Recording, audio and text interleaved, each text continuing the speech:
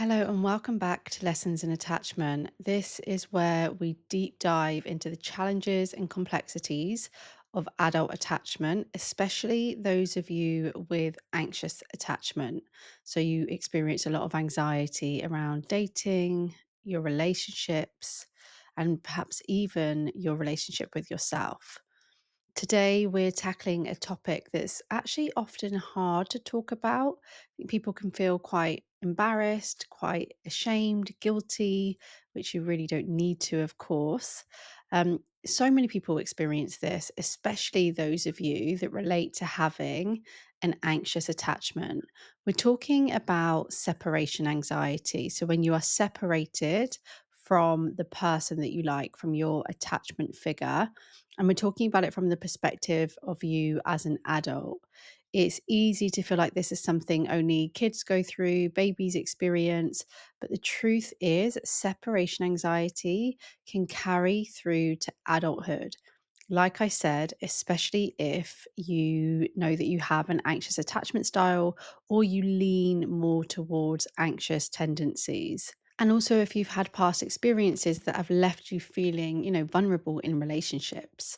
So, in this episode, I will briefly go over what is separation anxiety. And then we're going to look at the common cognitive symptoms of adult separation anxiety. So, the common kind of fears and worries that you might experience.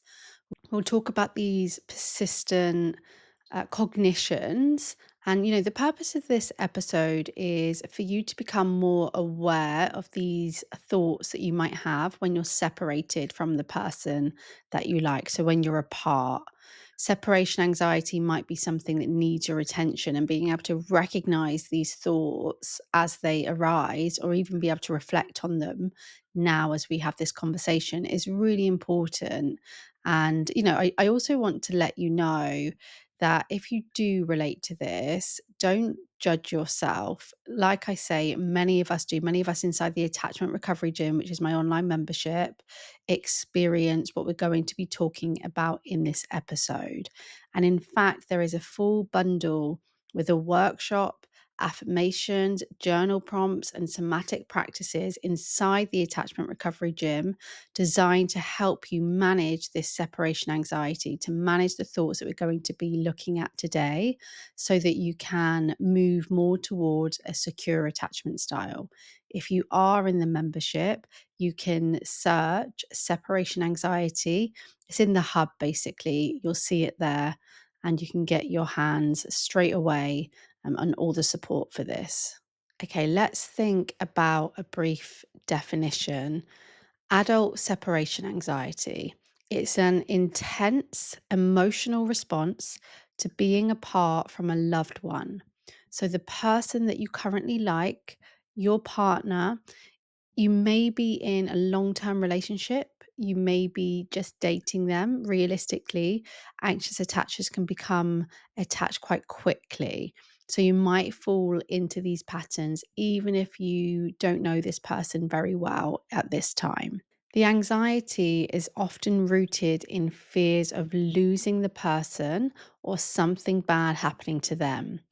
This can result in significant distress, and it can impact your ability to function independently.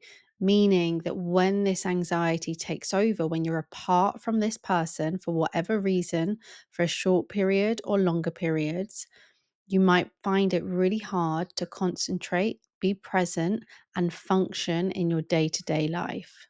I have many people that I support that, come into these conversations that will describe sometimes that they can't focus on work, that they feel quite drawn just to binge watch telly, to cancel their plans, to do things that feel quite destructive, to do things that they know isn't helping, but they can really struggle to focus on anything else because these kind of cognitions that we're about to look at can take over.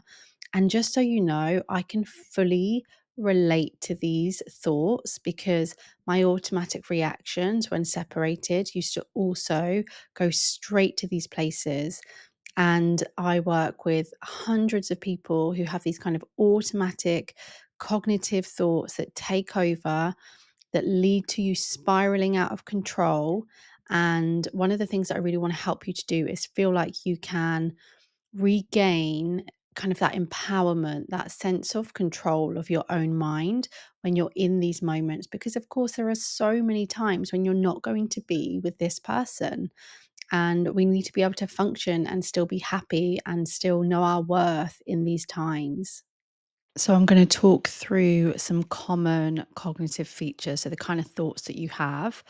And this is a partial list that I have learnt about and taken from a paper called Separation Anxiety Disorder in Adults: Clinical Features, Diagnostic Dilemmas, and Treatment Guidelines. So, really, this was in like 2020, really looking at separation anxiety and the impact it has on adults. Because, I'm here to help you now that you're an adult to change these patterns that were probably instilled from many years ago. So, if you're experiencing separation anxiety from a partner or close attachment figure, here are some of the typical cognitive patterns. So, the thoughts that you have that you might recognize in yourself. Remember, no self judgment here. So, you may notice that you have persistent worries about being left or being separated from your attachment figure. So, this can actually be in the lead up to a separation. This might be them telling you that they are going away or they're going out this weekend or they're going to work a longer day, whatever it might be. But you become aware that there's going to be this time apart. This can look like a lot of what if thoughts, such as, well, what if they decide to leave me? What if I'm not enough for them? And a really common one, what if they meet someone else? What if they meet someone better than me? Really rooted in that low self worth, as you can hear. It's really worth saying here that this occurs even when there is no actual threat or you have no reason to doubt this person. Yet these worries feel very real and lead to a lot of mental distress for you. Another cognition that's mentioned in this paper is having excessive fears about their safety and worrying that something harmful will happen. So, the safety of the other person. So, you might have fears about them being injured in an accident or getting a severe illness. It's not just about being left alone, it's also that deep seated fear of something terrible happening to this person that you feel that you need and that you love. And there's a normal amount of worry there, of course, but we're talking about when it really takes over and really creates an inner sense of anxiety for you. Again, there may be no evidence of danger, but yet these fears can feel overwhelming. This might be when you find yourself checking and seeking reassurance and just really wanting to hear from them. Maybe the longer there is a time gap or something like that. And the horrible bit about this one is that you might really notice that you have quite graphic images and start really playing out the future in your mind. Another is constant anxiety about situations that might lead to separation from key attachment figures, such as delays returning home from work or attending work related events.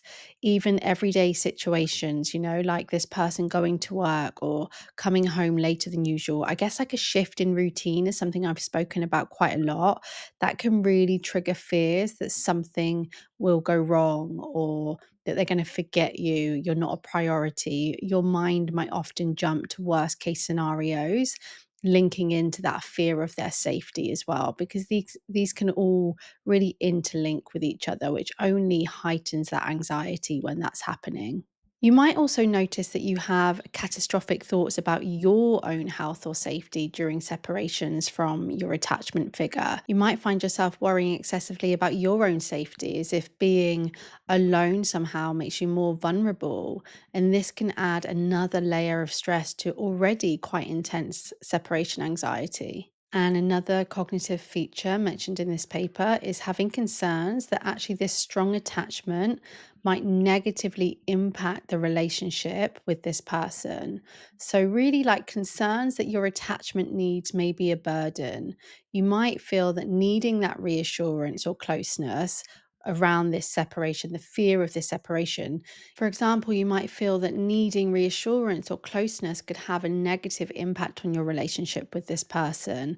And that leads you into this cycle of feeling guilty or worried, because what you really don't want is you don't want to drive this person away. That's your biggest fear.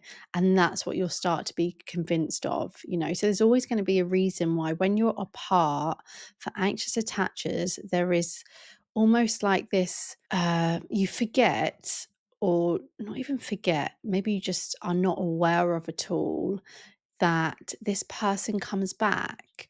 So, and I know that that's not always the case. Of course, there are exceptions. I know sometimes when relationships end, they end for good. However, one of the key features of us healing your anxious attachment is really understanding the flow of relationships as a whole, healthy relationships. And that flow is that in relationships, we have this coming together and then parting ways, coming back together and then parting ways. For anxious attachers, there is almost this fear of, once we part ways this time, this is the last time I'm going to see you. It's often why you start to panic towards the end of spending time with someone. You want to extend that time seeing someone, because you're afraid that this is the last time you're going to see them. What we really want you to do is start to develop this confidence and this trust that parting ways doesn't mean the end. That's something that happens over time. And it's really powerful when you reach that moment of feeling like you're going to see this person again and feeling like the love exists even when you're apart from each other, even if you're not hearing from them, even if their attention is elsewhere, to know confidently that that love still exists and to feel it. It's a felt sense. Like I say, the purpose of this is for you to recognize if you fall into these cognitions and immediately having compassion for yourself. That itself is really powerful. It's really healing when we can recognize these patterns and then meet ourselves with understanding about our experience. That's something that we often lack. We instead criticize ourselves, and that keeps us in this cycle. Thank you so much for being here. Like, I love delivering these episodes. There are over 150 episodes of Lessons in Attachment here to support you. If you're looking for more support, you can come and find me on Instagram as well, carly.ann underscore. I'm posting there most days. If you're looking for even more support on this topic around separation anxiety, I'd love to invite you to check out the Attachment Recovery Gym, my online membership for those of you that experience anxiety within your dating and relationship lives. Because inside the membership, as I mentioned already, we have a dedicated bundle, including a workshop that dives into separation anxiety in even more depth. It covers the education you need to understand what's happening in your mind, like we've discussed today, but also your actions and your feelings. Plus, of course, inside the workshop, I give you actionable tools to help you navigate this experience. I really want you to gain more control and have an understanding of your triggers around this topic. So that is included in the bundle inside the Attachment Recovery Gym. You actually get 3 crucial actions to help you regain control and start creating that sense of security in moments when you're apart. And also you'll look at barriers, what gets in the way. We always have to look at what gets in the way of us being able to practice these tools and make this change. What I would love for you today as a listener is to really just offer yourself compassion, to know you're absolutely not alone, and to know that if this resonates, there is support available for you.